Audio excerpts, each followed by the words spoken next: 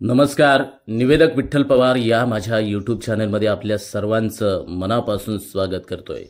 स्वातंत्र्यवीर विनायक दामोदर सावरकर यांचे पुण्यतिथीनिमित्त भाषण कसे करावे तर हाच व्हिडिओ आहे. तत्पूर्वी निवेदक विठ्ठल पवार या यूट्यूब चॅनलवर जर आपण नवीन असाल तर माझ्या यूट्यूब चॅनलला आपण सबस्क्राइब करायला विसरू नका.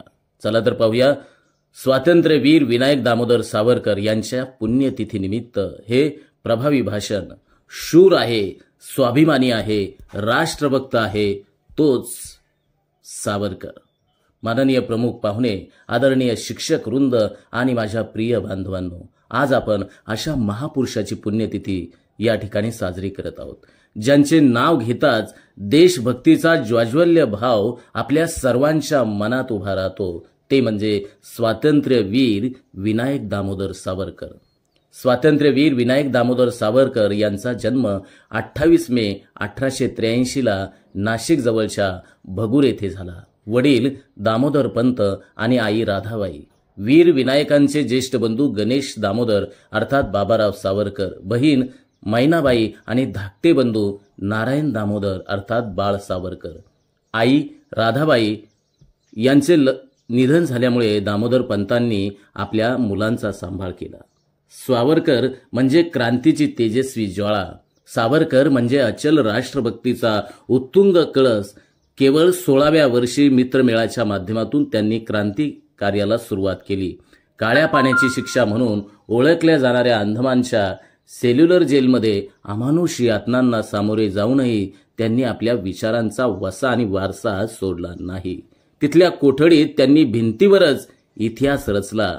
अनेक विषयांच्या संस्कृत, मराठी, इंग्रजी ग्रंथांचं, केसरी, काळ, पुणे वैभव अशा वृत्तपत्रांचं त्यांचं नियमित वाचन असे.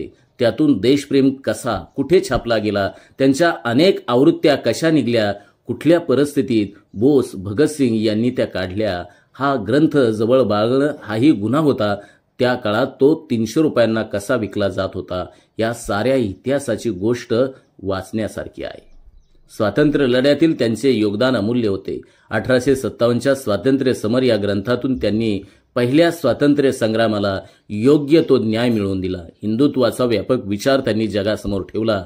आज सावरकर आपल्यात नसले तरी त्यांचे विचार, त्यांचे ध्येय आपल्याला मार्गदर्शन करत राहणार आहे. त्यांच्या कार्याचा आदर करण्याचा खरा मार्ग म्हणजे त्यांच्या विचारांचा अंगीकार करणं, त्यांच्या राष्ट्रभक्तीला आपल्या कृतीतून साजरे करणे. जोपर्यंत सूर्य उगवत राहील तोपर्यंत सावरकरांचे तेजस्वी विचारही अढळ राहतील.